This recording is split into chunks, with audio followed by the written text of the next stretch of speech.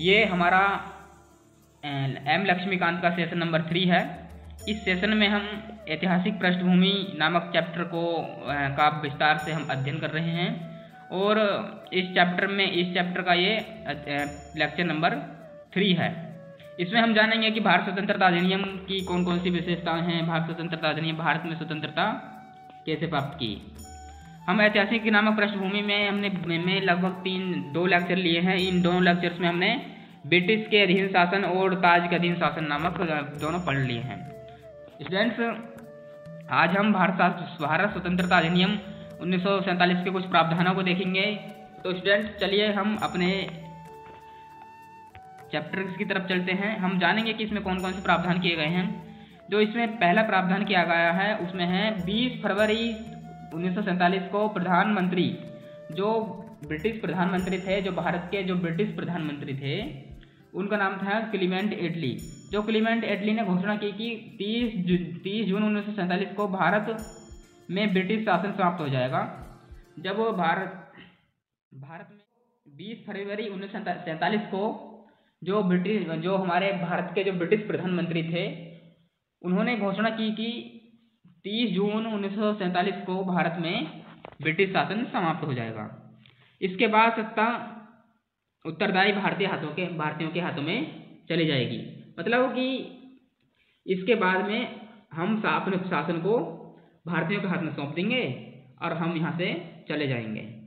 इस घोषणा पर मुस्लिम लीग ने आंदोलन किया। जो ये घोषणा की थी क्लीमेंट एटली ने, उसने आंदोलन किया। अब यहाँ पर प्रश्न उठता है कि क्लीमेंट एटली ने जब घोषणा की तो मुस्लिम लीग ने आंदोलन क्यों किया। मुस्लिम लीग के आंदोलन का एक कारण था कि उसे चाहिए था भारत का विभाजन। जो अंग्रेज थे भारत को बिना विभाजित करे ही जा रहे थे, तो मुस्लिम लीग ने आंदोलन कर दिया। उसने कहा कि हमें 2 भागों में विभाजित करो, हमारे लिए एक पृथक प्रांत चाहिए, भारत को पृथक प्रांत अलग बना दीजिए। तो भारत के विभाजन की बात कही। जो मुस्लिम लीग चाहती थी कि भारत का विभाजन अनिवार्य रूप से हो, तो इसलिए मुस्लिम लीग ने आंदोलन किया। 3 जून 1947 को ब्रिटिश सरकार ने फिर से स्पष्ट किया कि 1946 में गठित संविधान सभा द्वारा बनाया जाएगा। ब्रिटिश सरकार ने 3 जून 1947 को स्पष्ट किया कि जो 1946 में जो संविधान सभा है उसके द्वारा बनाया गया संविधान उन क्षेत्रों पर लागू नहीं होगा जो इसे स्वीकार नहीं करेंगे। तो यहाँ पर कुछ ऐसे प्रावधान किया गया जिसके कारण जो है कुछ भारतीय रियासतें ने अपनी स्वतंत्रता का दावा किया कि जो क्षेत्र इस प्रावधान को चाहें तो मान सकते हैं और जो संविधान सभा को उसको स्वीकार कर सकते हैं, और कुछ क्षेत्र जो ना चाहें तो स्वीकार नहीं कर सकते हैं। उसी दिन 3 जून 1947 को माउंटबेटन ने विभाजन की योजना पेश की। जो इसे हम 3 जून योजना के नाम से जानते हैं, माउंटबेटन योजना के नाम से जानते हैं। तो जो हमारे उस समय के जो वायसराय थे उनका नाम था हमारा माउंटबेटन ने विभाजन की योजना पेश की। तब विभाजन की बात कर दी माउंटबेटन ने, तो मुस्लिम लीग काफ़ी खुश हुई, जिसे माउंटबेटन योजना कहा जाता है। विभाजन की बात जो कही गई थी वो कही गई थी माउंटबेटन योजना में। नेक्स्ट स्लाइड हमारी, जो ये माउंटबेटन योजना थी, इस योजना को कांग्रेस और मुस्लिम लीग ने स्वीकार कर लिया गया। जो ये योजना थी इसमें विभाजन की बात की गई थी, तो मुस्लिम लीग तो इसे स्वीकार करती ही। इस प्रकार भारत स्वतंत्रता अधिनियम 1947 को बनाकर उसे लागू कर देगा। जो भारत स्वतंत्रता अधिनियम था उसे बनाकर लागू कर दिया गया। जो इस अधिनियम में कौन कौन सी विशेषताएं हैं जो इस अधिनियम को अनोखा और विशिष्ट बनाती हैं। इसने भारत में ब्रिटिश राज समाप्त कर दिया। 15 अगस्त 1947 को दो संप्रभु राष्ट्र भारत और पाकिस्तान में विभाजित कर दिया गया। जो 15 अगस्त को जो ब्रिटिश का शासन था, 15 अगस्त की रात को अंग्रेज यहाँ से चले गए, 14 अगस्त की रात को अंग्रेज यहाँ से चले गए, और जो भारत और पाकिस्तान को 2 स्वतंत्र राष्ट्र घोषित कर दिया गया। इसने भारत का विभाजन कर 2 स्वतंत्र डोमिनियनों संप्रभु भारत और पाकिस्तान का सृजन किया। जो ये अधिनियम था, इस अधिनियम ने भारत और पाकिस्तान को 2 अलग अलग डोमिनियनों में बांट दिया गया। जिन्हें ब्रिटिश राष्ट्रमंडल से अलग होने की स्वतंत्रता थी। ये चाहते तो ब्रिटिश राष्ट्रमंडल से अलग हो सकते थे। इसमें वायसराय, जो ये अधिनियम था, इसमें वायसराय के पद को समाप्त कर दिया गया। जो ये अधिनियम ने वायसराय जो था, जो हमारा वायसराय 1858 के एक्ट से आया था, उसको जो पद था उसे समाप्त कर दिया गया। उसके स्थान पर 2 डोमेन राज्यों के गवर्नर जनरल का पद सृजन किया गया। जो भारत और पाकिस्तान थे, इन दोनों के लिए एक गवर्नर की व्यवस्था की गई, जिसकी नियुक्ति नए राज्य की कैबिनेट की सिफारिश पर ब्रिटेन के ताज को करनी थी। नियुक्ति करेगा ब्रिटेन का ताज। इस पर ब्रिटेन की सरकार का कोई नियंत्रण नहीं था। मतलब कि जो ये गवर्नर है उसकी नियुक्ति करेगा ताज, इसमें ब्रिटिश सरकार का कोई हाथ नहीं है।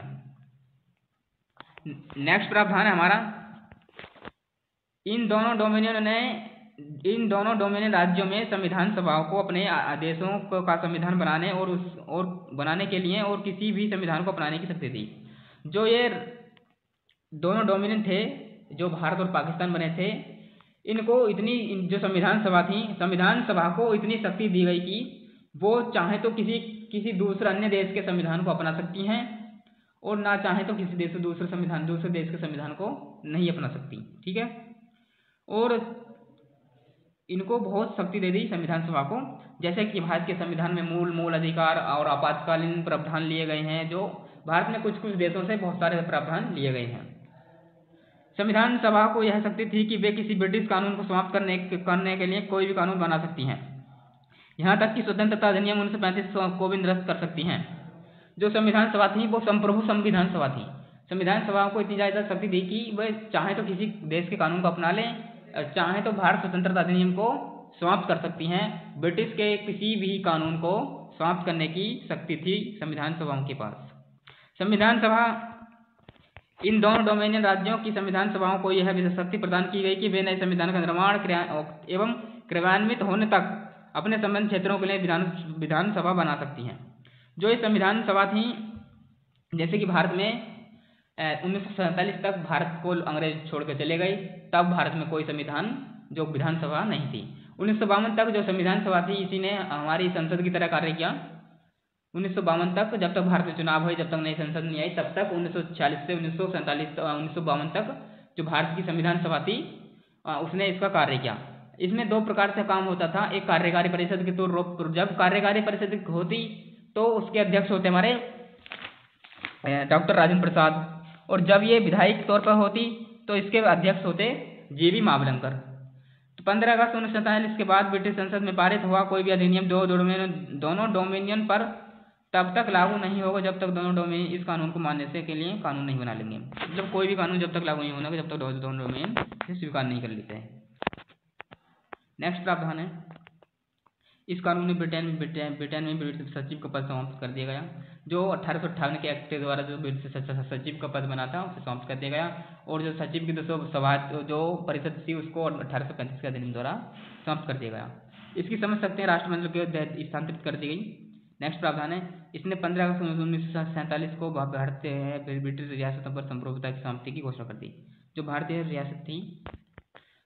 रियासत थी इन पर जो ब्रिटिश की संप्रभुता थी वो तो हमारी 15 अगस्त 1947 को समाप्त हो गई। अंग्रेज हमें भारत से छोड़कर चले गए। इसके साथ ही आदिवासी क्षेत्रों और संबंधों को ब्रिटिश हस्तक्षेप समाप्त होगा। जो आदिवासी एरिया थे जिस पर ब्रिटिश का जो नियंत्रण था, वो नियंत्रण भी अंग्रेजों के यहाँ से जाने के बाद ऑटोमेटिकली समाप्त हो गया। इसने भारतीय रियासतों को यह स्वतंत्रता दी कि वे चाहे तो भारतीय डोमेन या पाकिस्तान डोमेन में मिल सकती हैं, स्वतंत्र रह सकती हैं। जो भारतीय रियासतें थीं, आप जानते होंगे कि अंग्रेजों द्वारा भारत में कुछ ही क्षेत्र पर शासन करते थे। वो भारत में लगभग 600-500 के आसपास रियासतें थीं, और उन रियासतों को स्वतंत्रता दी गई कि वो चाहे तो भारत में शामिल हो जाएं और नहीं चाहे स्वतंत्र रह सकती हैं। इन दोनों प्रावधानों में से जो भी अपना सकती हैं। इस अधिनियम ने नया संविधान बनने तक प्रत्येक डोमिनियन में शासन संचालन करने एवं भारत संविधान अपने अधिनियम 1935 के तहत उनकी प्रांतीय सभाओं में सरकार चलाने की व्यवस्था की। जो संविधान बनाने तक जो प्रत्येक डोमिनियन था उसमें शासन संचालन करने के लिए भारत शासन अधिनियम 1935 था, उसके तहत उनकी प्रांतीय सभाओं में सरकार चलाने की व्यवस्था की। हालांकि दोनों डोमिनियन राज्यों को इस कानून सुधार कर सकती थी, या फिर संविधान सभा थी तो उनको, जब हमारा संविधान लगभग 2 वर्ष में बना, 3 वर्ष में बना लगभग, तो तब तक जो भारतीय संविधान सभा थी, तो हमें एक प्रावधान ब्रिटिश सरकार ने हमें कहा कि आप चाहो तो एक अपने लिए कोई कानून बना सकते हो, चाहो तो 1935 के अधिनियम द्वारा ही अपनी शासन चलाने की व्यवस्था कर सकते हो, और चाहो तो 1935 के प्रावधान समय उसके अधिनियम में भी संशोधन कर सकते हो, दोनों में सुधार कर सकते हो। नेक्स्ट है भारत में स्वतंत्रता अधिनियम में इसने ब्रिटिश शासकों को विधेयकों पर मताधिकार और उन्हें स्वीकृति देने करने के लिए से वंचित कर दिया गया। जो ब्रिटिश शासक थे उन पर विधेयक थे, विधेयकों पर मताधिकार नहीं कर सकते थे वो, लेकिन ब्रिटिश शासक के नाम पर गवर्नर जनरल को विधेयक को स्वीकार करना अधिकार दिया गया। जो गवर्नर जनरल था उस पर विधेयक की स्वीकृति अनिवार्य थी, जैसे कि आज भारत में के राष्ट्रपति की किसी विधेयक पर स्वीकृति अनिवार्य होती है, वैसे ही उस टाइम पर गवर्नर की स्वीकृति अनिवार्य थी। इसके अंतर्गत भारत के गवर्नर जनरल एवं प्रांतीय गवर्नरों और राज्यों को संवैधानिक प्रमुख नियुक्त किया गया। जैसे कि आज भारत का गवर्नर जनरल होता है, जैसे कि राष्ट्रपति है, और प्रांतों में राज्यों में होते हैं गवर्नर मतलब राज्यपाल, उनको संवैधानिक प्रमुख बना दिया गया। इसने सभी मामलों पर राज्यों की मंत्रिपरिषद के परामर्श पर कार्य करना था। जो सभी गवर्नर थे और उनको राज्य की मंत्रिपरिषद पर भी सलाह पर कार्य करना था। इसने शाही की जो उपाधि समाप्त कर दी गई। जो ब्रिटेन जो शाही उपाधि पद था भारत में, जो भारत में ब्रिटेन का जो सम्राट था उसका पद समाप्त कर दिया गया।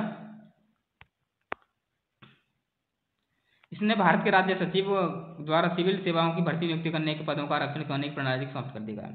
जो भारत में जो ब्रिटिश सचिव था 1858 के एक्ट द्वारा जो सचिव का था, वो क्या करता था कि जो सिविल सेवा थी उनमें कुछ व्यक्तियों को आरक्षण देता था और नियुक्ति करता था। उनकी जो नियुक्तियां संबंधी शक्तियां थी वो सभी समाप्त कर दी गई। 15 अगस्त 1947 से पूर्व सिविल सेवा कर्मचारियों की वही सुविधाएं मिलती जा रही थी जो पहले उसे मिलती थी। जो 15 अगस्त 1947 से पूर्व जो सिविल सेवा कई कर्मचारी थे उनको वही सुविधाएं मिलती रही जो उन्हें पहले मिलती थी। नेक्स्ट प्रावधान हमारा 14 अगस्त जो अंग्रेज थे हमको 14 अगस्त की मध्यरात्रि को छोड़कर चले गए और हमें स्वतंत्र हो गए।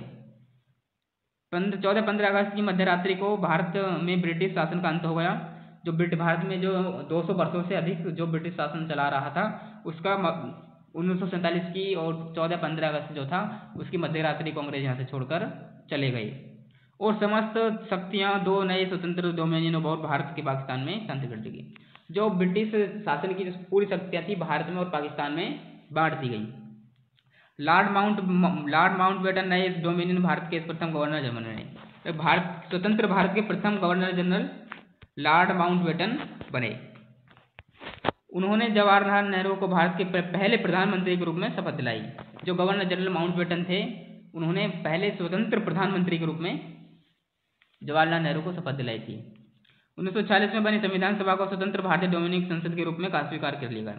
जो 1946 में जो संविधान सभा बनी थी उसको भारत की संसद के रूप में स्वीकृति मिल गई। अंतरिम सरकार में कौन कौन थे उनको देखते हैं। जो अंतरिम सरकार बनी थी उसमें हमारे बहुत सारे व्यक्ति थे। जो जवाहरलाल नेहरू थे वो परिषद के उपाध्यक्ष और राष्ट्रमंडल संबंधी विदेशी मामले देखते थे। सरदार वल्लभ भाई पटेल गृह सूचना प्रसारण विभाग के मंत्री थे। राजेंद्र प्रसाद को खाद्य एवं कृषि विभाग दिया गया। जॉन मंथाई को उद्योग एवं नागरिक आपूर्ति विभाग दिया गया। जगजीवन राम को श्रम विभाग दिया गया। सरदार बलदेव सिंह को रक्षा विभाग दिया गया और C.H. भाभा को कार्य एवं खनन ऊर्जा। C. राजगोपालचारी को शिक्षा एवं कला विभाग दिया गया। I. चुंद्रीगर को वाणिज्य विभाग दिया गया। गजफनर अरली को स्वास्थ्य विभाग दिया गया। जोगेंद्र नाथ मंडल को विधि विभाग दिया गया। अंतरिम सरकार के सदस्य वायसराय की कार्यकारिणी परिषद के सदस्य थे। जो अंतरिम सरकार बनी थी जो वायसराय की जो कार्यकारिणी परिषद होती थी जिसका गठन भारत में 1853 के एक्ट के प्रावधान के तहत हुआ था, जिसमें कि भारतीयों को विधायी परिषद थी, एक कार्यकारिणी परिषद थी और एक विधायी परिषद थी। विधायी परिषद में तो भारतीयों को एंट्री 1861 के अधिनियम द्वारा मिल गई, लेकिन इसमें जो विधायी जो कार्यकारी परिषद थी उसमें भारतीयों की एंट्री शुरू हुई थी 1909 के मार्लेमेंटो सुधार के द्वारा। इसमें 1919 के अधिनियम द्वारा 50% कर दिया गया। जो भारतीय कार्यकारिणी परिषद में जब 6 सदस्य थे तो उसमें से 3 सदस्यों का होना भारतीय अनिवार्य कर दिया गया। 1947 में 40 में जो अंतरिम सरकार बनी थी उस अंतरिम सरकार में सभी सदस्य, जो अंतरिम सरकार की जो थी उसके सभी सदस्य कार्यकारिणी परिषद के सदस्य थे। वायसराय की परिषद का प्रमुख बनाया गया, वायसराय जो था वो था हमारा जो परिषद का प्रमुख बना, लेकिन जवाहरलाल नेहरू को परिषद का उपाध्यक्ष बनाएगा। जो भारत के प्रथम प्रधानमंत्री थे उनको परिषद का जो अंतरिम परिषद थी उसका बनाया गया उपाध्यक्ष। स्वतंत्र भारत का जो पहला स्वतंत्र मंत्रिमंडल था वो कैसा था उसे देखते हैं। जवाहरलाल नेहरू बने थे हमारे प्रधानमंत्री, राष्ट्रमंडल और विदेशी मामलों और वैज्ञानिक शोध। सरदार वल्लभ भाई पटेल गृह, सूचना एवं प्रसारण विभाग। राजेंद्र प्रसाद खाद्य एवं कृषि विभाग। मौलाना अब्दुल कलाम शिक्षा विभाग। जॉन मथाई रेलवे विभाग और आर सुब्रमण्यम शेट्टी विधि विभाग। डॉक्टर भीमराव अंबेडकर विधि विभाग। जगजीवन राम श्रम विभाग। इनको सभी विभाग बांट दिए गए। C.H. भाभा को वाणिज्य विभाग दिया गया। C.H. भाभा को पहले ऊर्जा विभाग दिया गया था अंतरिम सभा में। रफी अहमद किदवाई को संचार विभाग दिया गया। श्यामा मुखर्जी प्रसाद मुखर्जी को उद्योग एवं प्रति विभाग। नरहर विष्णु गाडगिल को खनन एवं ऊर्जा विभाग दिया गया। अब दोस्तों हम आज के वीडियो को यहीं पर समाप्त करते हैं। यदि आपको वीडियो अच्छी लगी हो तो वीडियो को लाइक, शेयर और सब्सक्राइब जरूर करें। तो दोस्तों वीडियो में तब तक के लिए जय हिंद।